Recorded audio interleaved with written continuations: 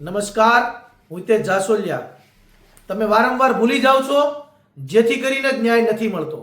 કારણ કે તમે ભૂલવાની આદત બનાવી લીધી છે. તો સાંભળો, તમે શું શું ભૂલી રહ્યા છો.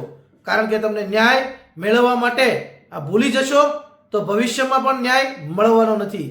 તો અમરેલી જે ઘટના બની એ થોડા દિવસ એટલે કે 4-5 દિવસ મીડિયામાં, સોશિયલ મીડિયામાં લોકોમાં રોષ ફાટ્યો, પરંતુ હવે ભૂલાઈ જશે.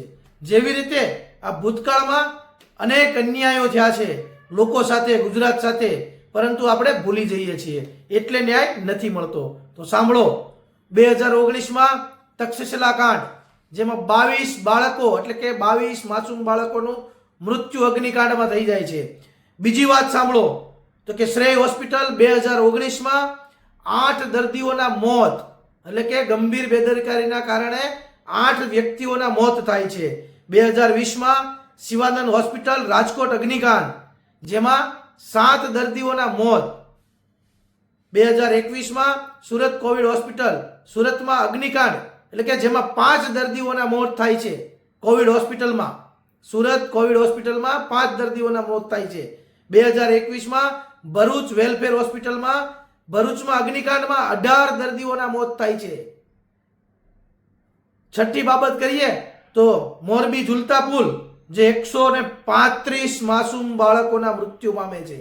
કારણ કે આપણે ભૂલી જઈએ છીએ. આવી તો હજુ અનેક ઘટનાઓ છે કે વડોદરા શહેરમાં જે હરણીકાંડ 2024માં 17 જેટલા સ્કૂલના બાળકોનો મૃત્યુ થાય છે, એટલે કે હોમાઈ જાય છે, માસૂમ બાળકો હોમાઈ જાય છે.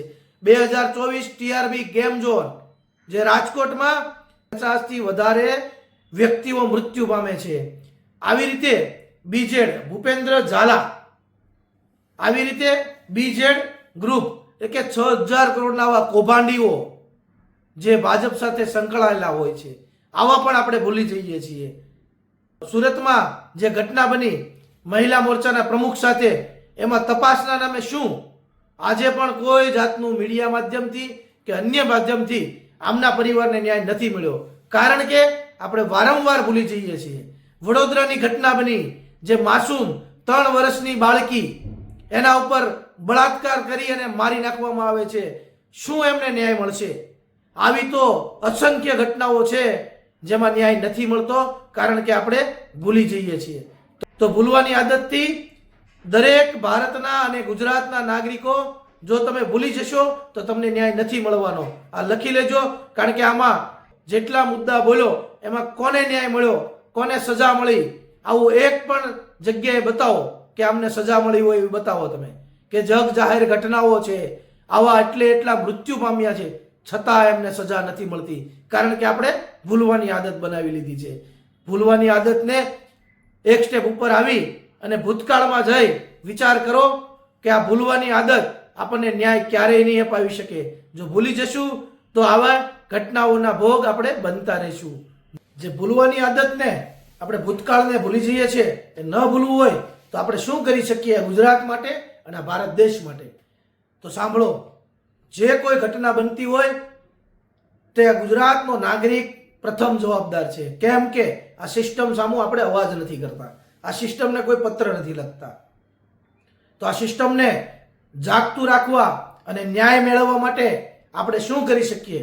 તો વારંવાર આવી ઘટનાઓ ન બને.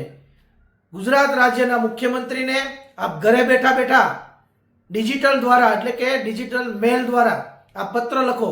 તમારા વિસ્તારમાં કોઈ પણ ઘટના બને, ધારો કે તક્ષશિલા કાંડ બન્યો, તો ઘણા મિત્રોએ પત્ર લખ્યા હતા, પરંતુ તમે લખ્યા હતા તો કે નહીં. જો તમે પત્ર લખ્યા હોતે તો આજે રાજકોટ જેવી ઘટનાઓમાં સરકાર એલર્ટ રહેતે, રાજકોટ જેવી ઘટનાઓ ન બનતે.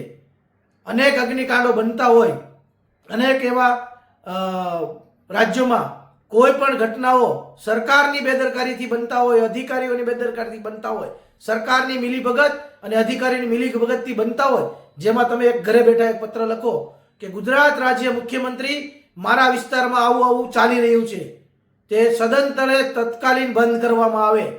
તમને આવડે 2 લીટીમાં, 8 લીટીમાં, 10 લીટીમાં તમને તમારી વેદના, જે તમારી વેદના હોય એ કાઢીને લખો, પણ મુખ્યમંત્રીને પત્ર લખો. પોલીસ સ્ટેશન બાબતે હોય કે પછી કોર્ટ કચેરી બાબતે હોય કે પછી મામલતદાર બાબતે હોય, રાશનમાં લેવા જાઓ તો રાશન કાર્ડ બાબતે હોય, અનાજ લેવા માટે ગરીબ લોકો જાય છે એના માટે હોય, તમામ બાબતે તમે મુખ્યમંત્રીને પત્ર લખતા થઈ જાઓ. ભવિષ્યમાં આવી ઘટનાને આપણે ન્યાય મેળવીશું. કારણ કે જો ઘટનામાં આપણે સરકારને પત્ર લખીને જગાડીશું નહીં તો આવી ઘટનાઓ અનેક ભવિષ્યમાં પણ બનતી રહેશે અને કોઈ ન્યાય આપણે અપાવી શકવાના નથી. જો 10-10 વર્ષથી ન્યાય ન મળતા હોય તો હજી આપણે ન્યાયની અપેક્ષાએ બેઠા છે. સોશિયલ મીડિયા માધ્યમથી લખ્યા કરીએ છીએ, સારી વાત છે, પરંતુ કાગળ આપણો લખેલો હશે તો એ કાગળમાં સવાલ પૂછવા થશે. કારણ કે લખેલું લેખે જાય છે. તમે 10 વર્ષ પછી પણ સવાલ કરી શકો છો કે મારા કાગળના અનુસંધાને આપે શું કાર્યવાહી કરી, શું કામગીરી કરી. તો આવો પત્ર ઘરે ઘરેથી દરેક નાગરિકો, ભાઈઓ, બહેનો, વડીલો, બાળકો તમામ આવા પત્ર લખતા થઈ જાઓ.